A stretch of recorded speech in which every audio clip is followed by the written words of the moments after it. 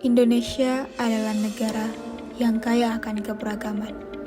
Dari Sabang sampai Merauke, kita hidup berdampingan dengan ratusan suku, bahasa, adat istiadat, dan nilai budaya yang berbeda. Setiap daerah memiliki cara berkomunikasi, kebiasaan, kepercayaan, dan ekspresi emosi yang unik.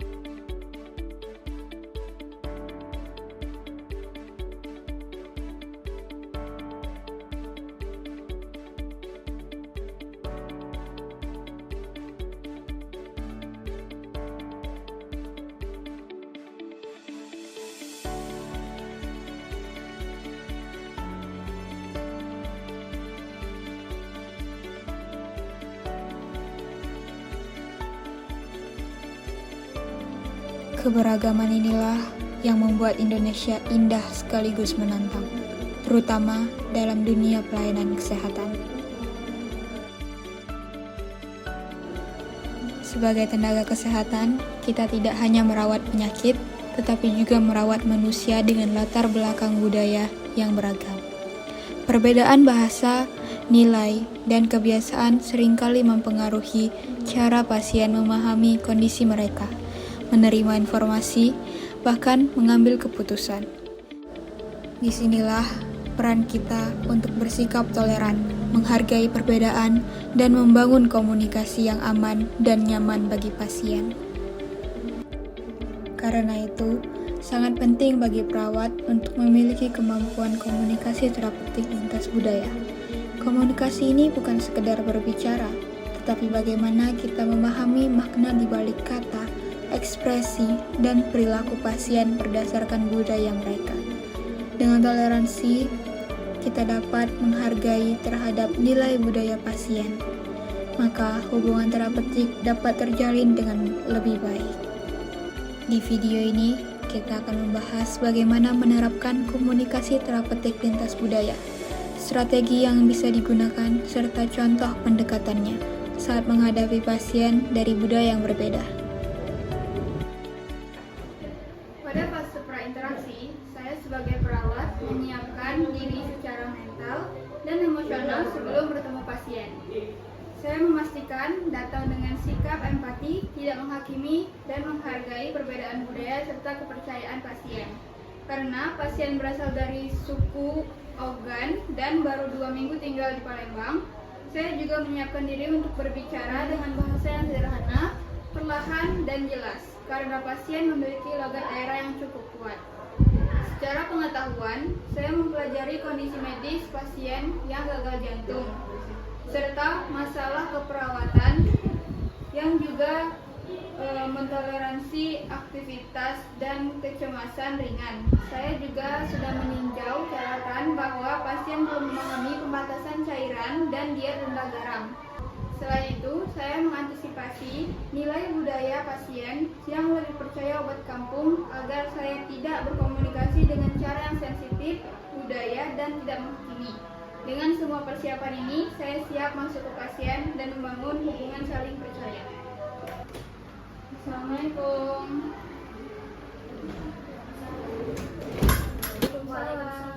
Selamat pagi Ibu Mbak, apa benar ini dengan pasien bernama Ibu Sela? Selamat pagi Bu, benar Ibu. Ya, perkenalkan saya perawat Rizka yang akan bertugas pada pagi ini. Boleh saya berbincang sebentar dengan Ibu? Boleh? Ya silakan Dek, Ibu ini dari tadi capek-capek saja.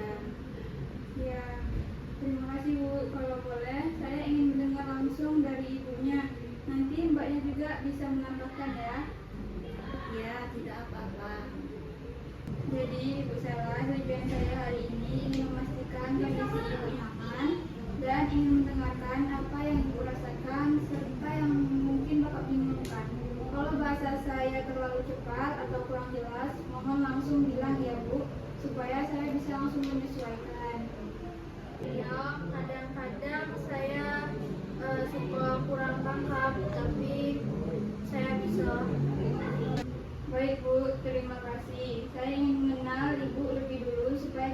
bisa bicara dengan enak. Jadi, mana kondisi ibu pagi ini?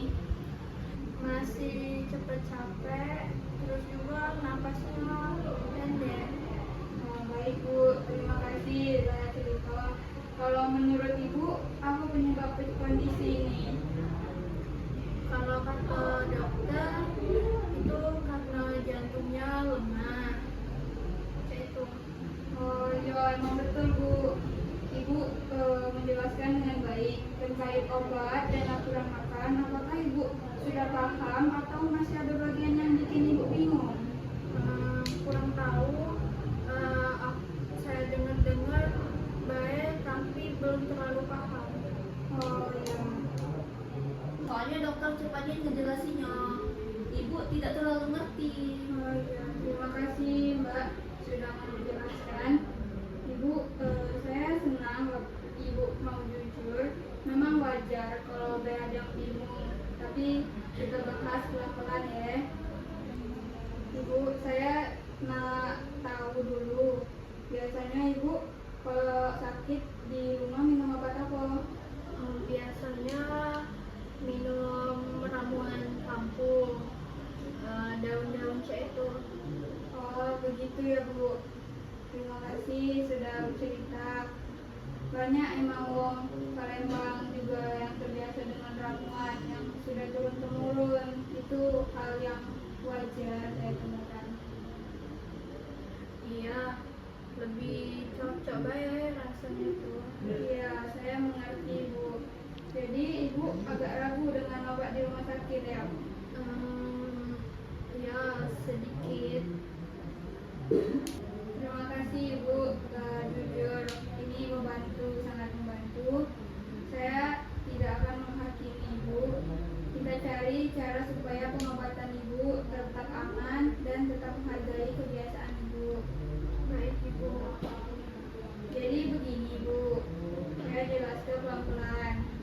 Penyakit jantung Ibu membuat tubuh mudah menahan air. Jadi kalau Ibu minum terlalu banyak, jantung itu makin banyak kerjanya. Misal ember itu bocor, terus kalau terus diisi air, dia makin penuh dan tumpah. Sama seperti jantung Ibu. Kalau cairannya terlalu banyak, napasnya bisa sesak. Oh, itu Bu maksudnya. Iya Bu, jadi minum Ibu dibatasi ya. Lalu soal garam itu bikin tubuh menahan air, jadi makanan asin-asin dikurangi dulu ya. Ya Bu, sekarang lah sedikit lebih jelas. Jadi kalau Ibu masih nak tetap pakai ramuan kampung itu yang aman, bisa kita bicarakan. Saya tidak melarang, saya hanya ingin memastikan tidak mengganggu obat dokter. Bagaimana menurut Ibu? Boleh. Saya suka kalau dibicarakan pelan-pelan kayak ini. Baik, terima kasih Bu. Ibu boleh sebutkan ramuan apa yang biasa diminum nanti. Saya catat dan bantu cek apakah aman atau tidak. Baik Ibu. Tadi Ibu bilang agak ragu dengan obat rumah sakit ya. Apa yang paling Ibu khawatirkan? Takut malah makin sakit. Terus Ibu takut tidak cocok. Wajar Nian, Ibu punya kekhawatiran itu. Terima kasih ya sudah berbicara. Saya di sini untuk membantu Ibu, bukan memaksa. Dan saya akan pastikan Ibu mengerti setiap langkahnya. Baik Ibu. Ya, jadi hari ini kita sudah ngobrol tentang kondisi jantung Ibu. Kenapa harus membatasi minum dan garam, juga tentang keraguan Bapak terhadap obat rumah sakit. Untuk memastikan pemahaman, boleh tak Ibunya ulanginya dengan kata-kata Ibu sendiri. Berapa batas minum Ibu dan kenapa garam harus dikurangi? Minum harus dibatasi karena jantung cepat penuh kalau banyak air. Terus garam itu bikin air tinggal di badan, jadi makan asin sedikit saja.